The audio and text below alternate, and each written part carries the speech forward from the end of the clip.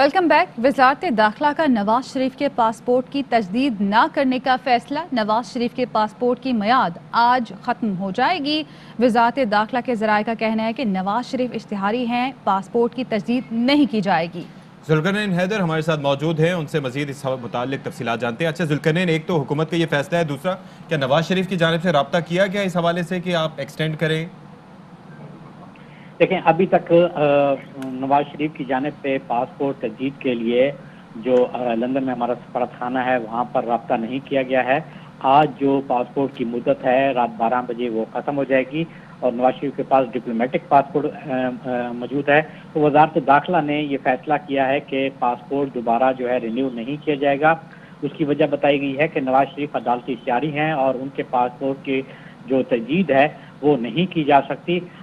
ये भी वज़ारत दाखिला का कहना है कि अब अगर नवाज शरीफ सफ़र करना चाहेंगे तो उनको इमरजेंसी ट्रैवल डॉक्यूमेंट दिए जाएंगे। अगर वो पाकिस्तान आते हैं तो फिर उनको हिदायत की जाएगी एम्बेसी को कि उनको इमरजेंसी जो ट्रैवल पासपोर्ट है वो दिया जाए। वो उसकी सूरत में तो पाकिस्तान आ सकते हैं। अगर वो पाकिस्तान नहीं आना चाहते तो फिर उनका जो पासपोर्ट है वो रिन्यू नहीं हो सकेगा। ठीक है, बहुत शुक्रिया आपका अपडेट करने के लिए। मरियम नवाज का एक बार फिर बैरून मुल्क जाने का इंदिया। कहती हैं मेरी सेहत का मसला है, सर्जरी होनी है, लेकिन फिर भी मैं बाहर नहीं जाऊंगी। हुकूमती ज़राए का कहना है कि शरीफ खानदान की हर बीमारी का इलाज सिर्फ बैरून मुल्क रवानगी है, लेकिन इस बार जो भी इलाज होगा वो पाकिस्तान में ही होगा। उम्मीद है मरियम नवाज दरख्वास्त न देने के बयान पर कायम रहेंगी। मरियम नवाज ने इससे पहले क्या गुफ्तगू की थी, आपको दिखाते हैं। मेरी अपनी भी एक हेल्थ की छोटी सी प्रॉब्लम है। मेरी एक सर्जरी होनी जो कि पाकिस्तान में हो नहीं सकती, लेकिन मैंने ये फ़ैसला किया कि मैं इस हकूमत को बिल्कुल ये रिक्वेस्ट नहीं करूँगी इंशाल्लाह कि मेरा नाम ECL से निकाले। मुझे इस मुल्क से कहीं नहीं जाना। मेरा जीना मरना इस मुल्क के साथ है इंशाल्लाह ताला। इस मुल्क में ये प्लेजर मैं इनको कभी नहीं दूँगी। और अब मैं ये भी सुन रही हूँ कि आपस में जो मशावरत हो रही है, टीवी पे भी एक वज़ीर ने आके कह दिया कि मरियम को बाहर भेजो, मामला ठीक हो जाएंगे। और ये बातचीत हो रही है, मुझे इसका अच्छी तरह से इल्म है, लेकिन मरियम इंशाअल्लाह ताला बाहर नहीं जाएगी। अब आपको जाना पड़ेगा। मरियम नवाज का ये भी कहना था कि जो हालात चल रहे हैं ये ना हो सेनेट इलेक्शन के दौरान अदम एतमाद की तहरीक आ जाए। PDM को तोड़ने का ख्वाब देखने वाले खुद टूट जाएंगे और टूट रहे हैं। बैकडोर राब्तों की ज़रूरत उन्हें है जो मुश्किल में हैं। एक मरियम संभाली नहीं जाती, नवाज शरीफ को ले आए तो क्या बनेगा। PDM को तोड़ने के ख्वाब देखने वाले इंशाल्लाह खुद बहुत जल्द टूटेंगे और टूटते हुए नजर आ रहे हैं। जो मैं हालात देख रही हूँ, ये ना हो कि सेनेट इलेक्शंस के दौरान ही अदम एतमाद हो जाए। बैकडोर राब्तों की ज़रूरत उनको है जो इस वक्त मुश्किल में है। आज जब सेनेट चेयरमैन तब्दील हुआ तब ये एक पेज पे थे, अब तो एक पेज वालों ने भी कहना शुरू कर दिया है कि भाई आपने हमें इतना बेइज्जत करा दिया है कि अब अपने मामलात को आप खुद ही संभालें। तो अब ये जवाब तो जाहिर है सिलेक्टर्स भी मांग रहे होंगे कि तुम्हारी कारकर्दगी ने हमें भी शर्मिंदा कर दिया। इस किस्म के हालात हो जाएं तब इलेक्शन चोरी करना इम्पॉसिबल नहीं तो मुश्किल ज़रूर हो जाता है। आपने मिलियनियर्स और बिलियनियर्स को टिकट्स दिए, इसका क्या मतलब है?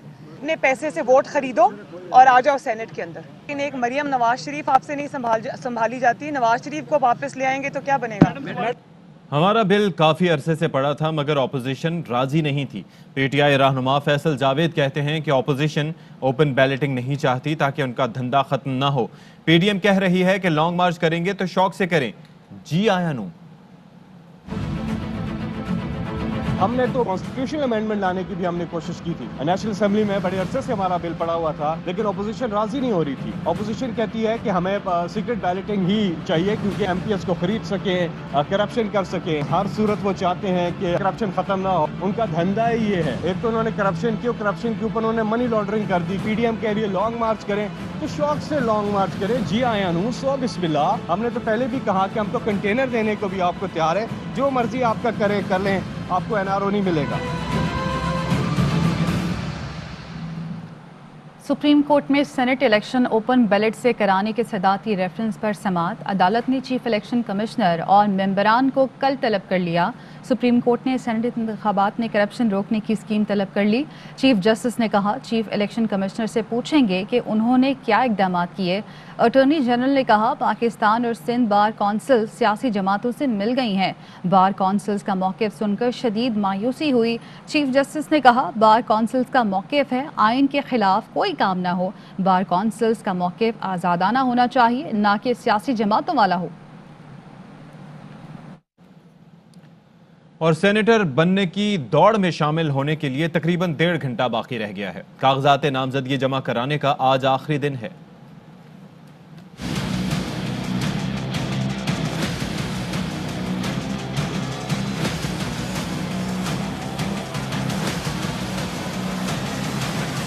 सेनेटर बनने की दौड़, कागजात नामजदगी जमा कराने का सिलसिला जारी। उम्मीदवारों की सेंचुरी हो गई।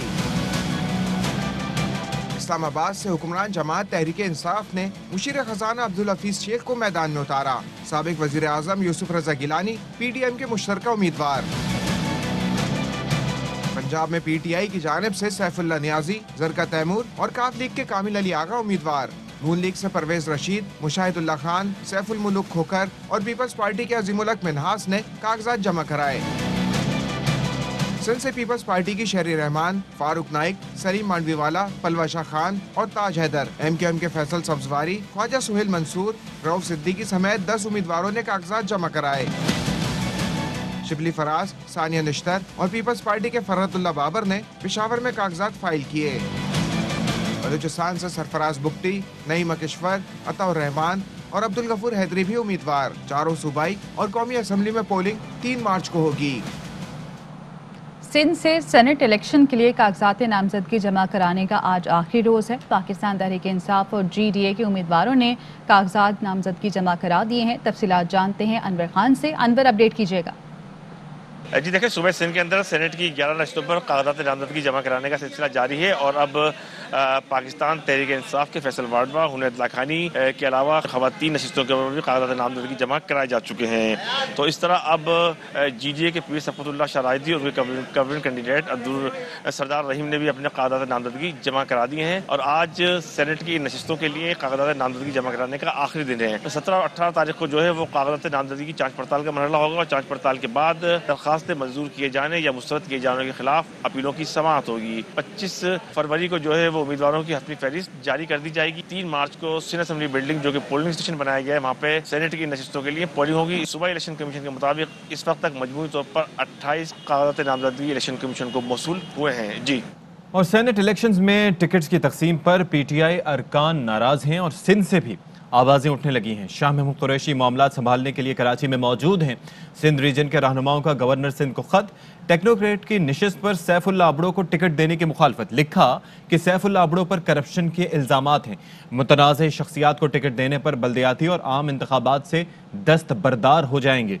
सैफुल्लाह अबड़ो पार्टी के कई ताकतवर लोगों का ATM है। शिकायत पर गवर्नर सिंध ने इजलास तलब कर लिया। पार्टी अरकान के तहफ़्फ़ुज़ात दूर करने के लिए वज़ीर ख़ारजा कराची पहुंचे और नाराज़ अरकान को मामलात हल करने की यकीन दहानी कराई। सेनेट इंतखाब से मुतालिक वीडियो स्कैंडल। नून लीग ने दरख्वास्त इलेक्शन कमीशन में जमा करा दी है। दरख्वास्त में chairman PTI Imran Khan, speaker कौमी असम्बली और वज़ीर दिफा को फ़रीक बनाया गया। चेयरमैन पेमरा, DG FIA को भी दरख्वास्त में फ़रीक बनाया गया है। दरख्वास्त में सदा की गई है कि वीडियो स्कैंडल में मुलव्वस अफराद के खिलाफ कार्रवाई की जाए। इमरान खान के डर से सारे करप्ट इकट्ठे हो गए हैं। मोमिन खुसूसी शहबाज गिल ने मरियम औरंगजेब के बयान पर रद्द-ए-अमल देते हुए कहा कि थानेदार ईमानदार आ जाए तो चोर एक जट हो ही जाते हैं। जिसको सुप्रीम कोर्ट जाकर नाअहल कराया आज वही आपका आला मयार है। गिलानी को नाअहल और जरदारी का पेट फाड़ने वाले यही जाली नजरियाती थे। आज चोरी बचाने के लिए गिलानी और जरदारी के पीछे हाथ बांध कर खड़े हो गए हैं। PTI ने माजी में वोटों की खरीदो फरोख्त की है। खैबर पख्तूनख्वा असम्बली में स्पीकर की मौजूदगी में MPs को खरीदने के लिए नोटों का इस्तेमाल हुआ। पीपल्स पार्टी रहनुमा मुर्तज़ा वहाब कहते हैं ये लोग अपने इक़्तिदार को बचाने के लिए ATMs को सपोर्ट करते हैं।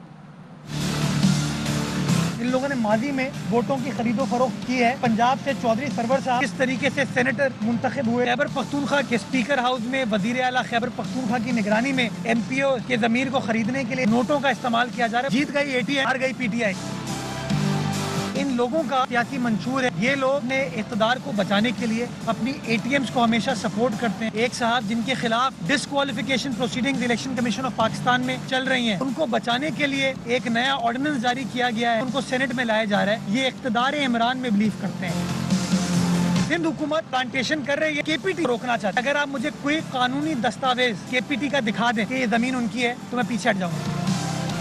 भी फिलहाल आंसू तो अली मादिल शेख के निकले। जो लोग रोड़े अटकाने के लिए आएंगे, मैंने उनको बता दिया कि कानून हरकत में आएगा। अली जैदी साहब ने नालों से कचरा निकाल के ये पीछे जगह थी जहाँ पर डालते थे। अगर वफाक सिंध की किसी जमीन पर चाइना कटिंग करने की कोशिश कर, कब्जा ग्रुप के खिलाफ कार्रवाई होने की जरूरत है। और मैं सुप्रीम कोर्ट से भी गुजारिश करना चाहूंगा कि फौरी तौर पर इस मामले का नोटिस ले। इस्लामाबाद हाई कोर्ट पर हमला नाकाबिले मुआफ़वी मामला है। पुलिस को लिस्ट देंगे ताकि बेगुनाह वकला को गिरफ्तार ना किया जाए। वाक़े में मुलव्विस ज़्यादातर लोग बाहर से नहीं थे। चीफ जस्टिस अतहर मिनुल्लाह के रिमार्क्स। कहा, वज़ीर आज़म और वफाकी हुकूमत की अव्वलीन तरजीह डिस्ट्रिक्ट कॉम्प्लेक्स है।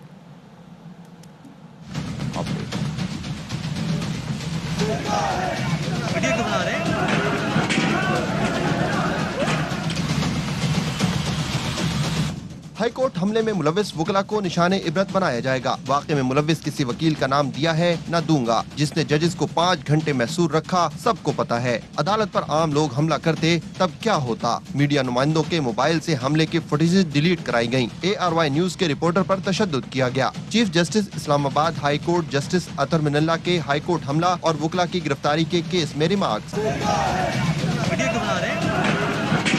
इस्लामाबाद हाई कोर्ट बार के सेक्रेटरी सुहेल चौधरी अदालत में पेश हुए और वाक़े की मजम्मत की। चीफ जस्टिस ने सेक्रेटरी हाई कोर्ट बार से मुखातिब होते हुए कहा, सेक्रेटरी साहब शुक्र है आप आए। वाक़े के दिन आप सबकी बेबसी देखी। जो लोग मुलव्विस थे उनकी फहरिस्त पुलिस को खुद मुहैया करें ताकि बेगुनाह वकला को गिरफ्तार न किया जाए। सेक्रेटरी हाई कोर्ट बार ने कहा, हम ऐसी जगह पर फंस चुके हैं कि न आगे जा सकते हैं न पीछे। क्यों न मामले पर जुडिशल कमीशन बनाया जाए।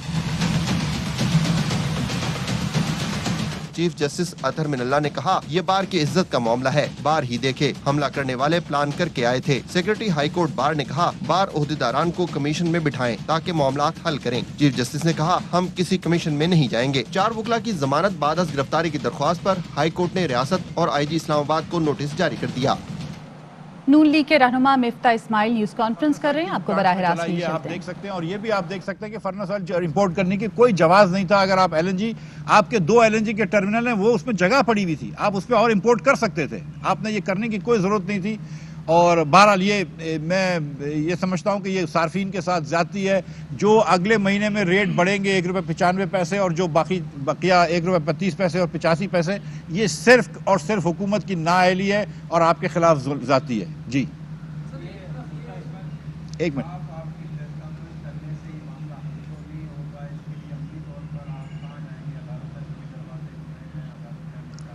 नहीं भाई, अदालत में तो मेरे ख्याल से हुकूमत के इस फैसले के खिलाफ आप नहीं जा सकते। कोई अदालत आपको वो नहीं करेगी।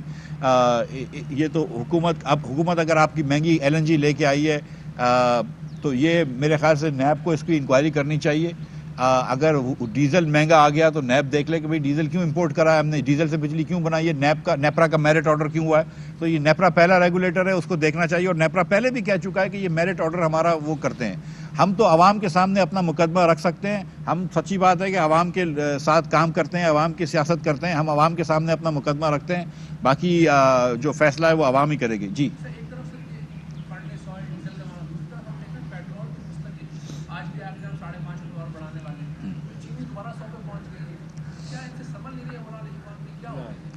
ये इसमें तो कोई डाउट नहीं है कि इनसे बिल्कुल नहीं संभल रही है। ये देखिए ना, एक चीज़ है कि कोई जिम्मेदारी कबूल करने के लिए तैयार नहीं है।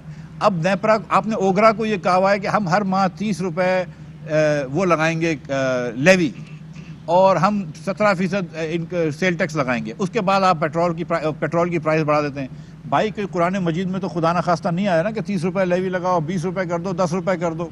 आपको इजाज़त है 30 रुपए तक करने की, लेकिन आप उसको कम भी कर सकते हैं। अब यहाँ पे जब आवाम पिस रही है, जब 100 रुपए के ऊपर पेट्रोल हो गया है, और ये वही खान साहब हैं, ये वही असद उमर हैं जो 60-70 रुपए के ऊपर अगर पेट्रोल होता था तो सरजनिश करते थे हमारी और कहते थे कि पेट्रोल महंगा हो गया तो समझ लो वजीर आजम चोर है। और आज पेट्रोल बतदरीज हर 15 दिन में महंगा करते हैं। और मतलब मैं खुदा न खास्ता किसी के ऊपर चोरी का इल्ज़ाम नहीं लगाता हूँ, लेकिन मैं ये तो कहता हूँ ना कि आवाम तो पिस रही है ना भाई। अगर आप थोड़ी सी अपना खर्चे कम कर दें, थोड़े से हुकूमत के अखराजात कम कर दें, या चलें हुकूमत के अखराजात कम नहीं करते आप तो। वक्त तो एक ब्रेक का, ब्रेक के बाद हाजिर होंगे। हमारे साथ रहिए। Fly with PIA and save gold. Register now. Scan QR code and register yourself to get gold and loyalty benefits. Powered by ARY Sahulat Wallet.